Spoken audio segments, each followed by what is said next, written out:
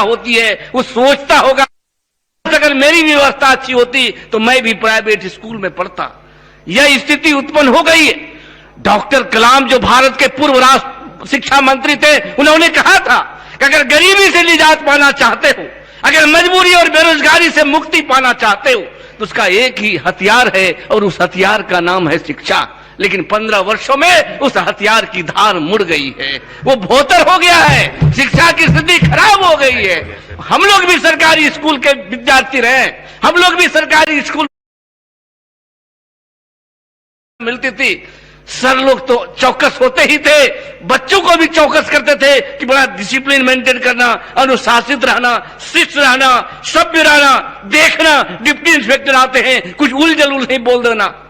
उस समय जब डिप्टी इंस्पेक्टर आते थे सीधे क्लासरूम जाते थे, लड़कों से पूछते थे टेबल का स्पेलिंग क्या होता है, टीचर का स्पेलिंग होता है, ये सारी चीजों की जानकारी वो लेते थे। लेकिन दुर्भाग्य है सभापति महोदय कि आज जब डिप्टी इंस्पेक्टर आते हैं तो क्लासरूम नहीं जाते, वो वर्ग नहीं देखने जाते, बल्कि वो ऑफिस जाते हैं और उस ऑफिस में पठन पाठन की कोई बात नहीं होती, उपस्थिति की कोई बात नहीं होती, छात्रों की स्थिति की बात नहीं होती, सिर्फ और सिर्फ ये बात होती है कि आप बताओ इस महीने में कितना तेल खर्च हुआ, कितना मसाला खर्च हुआ, कितना दाल खर्च हुआ। इन तमाम बातों से उनको अवगत कराना पड़ता है। और दुर्भाग्य तो तब होता है जब वो छात्रों के बीच में जाते हैं तो पठन पाठन की बात नहीं करते कि आज की पढ़ाई क्या हुई है, बल्कि ये पूछते हैं कि बताओ आज खिचड़ी में चोखा मिला था कि नहीं। ये पूछते हैं।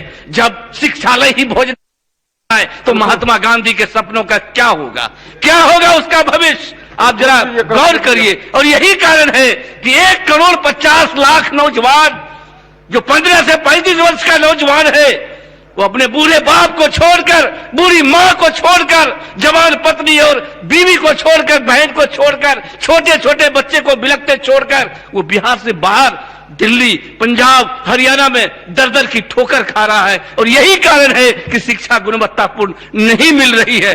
सही कहा कुछ लोगों ने, मैं उनकी बातों को दोहराना नहीं चाहता हूं। हमारे क्षेत्र में एक जेठौर उच्च विद्यालय है जिसके विषय में मैंने पूर्व में भी शिक्षा मंत्री को इन बातों से अवगत कराया था। उन्होंने आश्वासन दिया था कि अगले वित्तीय वर्ष में इसके विकास में योगदान होगा, लेकिन दुख के साथ कहना पड़ता है कि आज तक कोई पहल नहीं हुआ।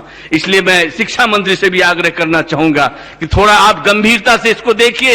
जब बच्चे पढ़ेंगे नहीं तो उसकी भूखमरी दूर नहीं होगी, उसकी बेरोजगारी दूर नहीं होगी। माननीय सदस्य, इसलिए मैं सिर्फ और सिर्फ यही कहना चाहता हूं कि गजब की बांसुरी बजती है वृंदावन बसैया की, गजब की बांसुरी बजती है वृंदावन बसैया की, करूं तारीफ मुरली की या मुरलीधर कन्हैया की। सरकार अभी व्यवस्था यही है किसकी तारीफ किया जाए। आपने मुझको समय दिया है, बहुत बहुत धन्यवाद।